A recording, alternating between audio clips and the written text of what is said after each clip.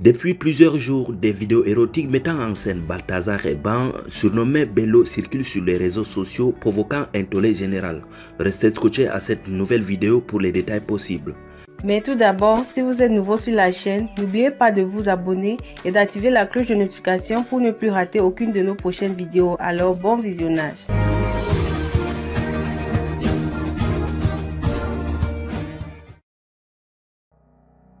Un scandale retentissant secoue Malabo en Guinée équatoriale avec la circulation sur internet de plus de 400 vidéos impliquant Balthazar et Ban, le directeur général de service d'investigation financière et fils du président de la CEMAC.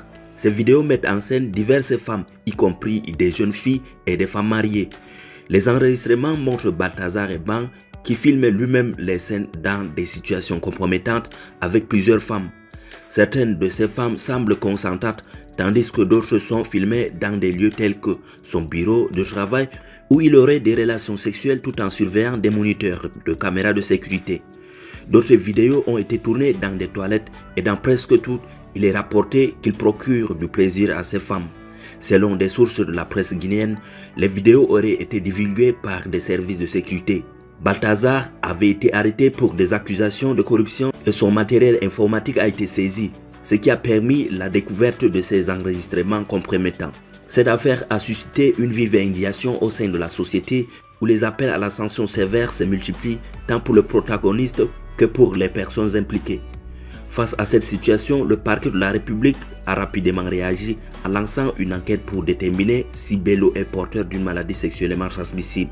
Si cette affaire venait à être prouvée, il pourrait faire face à des poursuites pour atteinte à la santé publique, un délit puni par la loi équato-guinéenne. Le procureur a rappelé que la loi n'interdit pas des relations sexuelles consenties, mais pourrait sanctionner sévèrement toute personne ayant sciemment propagé une maladie infectieuse. Pour l'heure, les investigations visent à vérifier les éléments de preuve afin de déterminer si les charges peuvent être retenues contre Bello.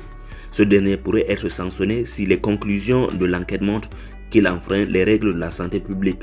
Par ailleurs, le parquet a indiqué qu'un audit de risque sanitaire est en cours pour évaluer l'impact potentiel de cet incident sur la population équato-guinéenne. Alors, ce scandale soulève des questions éthiques et morales, notamment en ce qui concerne le consentement et la vie privée des personnes impliquées. Merci d'avoir été attentif à cette vidéo. Veuillez nous laisser un like, un commentaire pour vos avis et surtout de vous abonner si vous découvrez la chaîne pour la première fois. À bientôt.